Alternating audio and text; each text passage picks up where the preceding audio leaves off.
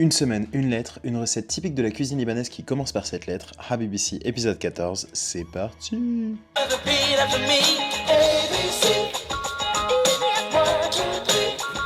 Pour cette recette, la roue nous a donné une lettre qui, elle non plus, n'est pas représentée dans l'alphabet libanais. Il s'agit du V. Alors après la roue, on va rester dans le thème de la rotation et on va se préparer un veau en shawarma. D'ailleurs, je vais vous donner mes 3 secrets pour un shawarma exceptionnel, alors restez bien là. Le premier secret d'un bon shawarma, c'est de faire mariner sa viande pour la fuser avec tout un tas de saveurs. J'avais envie d'importer un peu de fraîcheur à ma préparation. Du coup, j'ai choisi une marinade à base de citron, ail, oignon, herbes fraîches et un joli mélange d'épices. On a du cumin, de la coriandre, du fenouil, de l'origan, du paprika, du persil et du poivre noir. Vous pouvez vraiment expérimenter avec ça, mais je vous recommande toujours d'avoir des éléments acides car ils vont servir à attendrir la viande. Le yaourt ou le citron par exemple sont d'excellents choix. Personnellement, je laisse toujours mariner ma viande au moins 24 heures avant de la mettre sur la broche pour que les saveurs aient bien le temps d'infuser. Le deuxième secret d'un bon shawarma, c'est de bien choisir sa viande et comment la préparer. Moi j'aime beaucoup prendre de la poitrine de veau pour cette recette parce que c'est un morceau assez gras et tendre, ce qui la rend parfaite pour une cuisson sur broche. Je prends également quelques blancs de dinde très maigres qui vont servir à équilibrer la teneur en gras de mon sandwich. Ensuite, je l'écrase avec une masse pour en faire des morceaux les plus plats et étalés possibles parce que c'est ça qui va augmenter la pénétration de la marinade,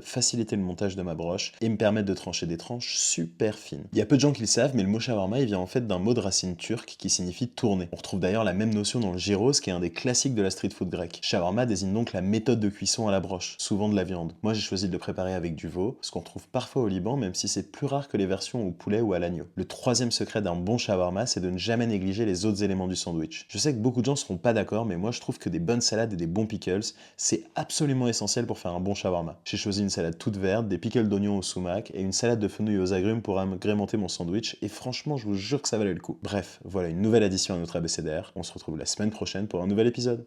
Habibisous!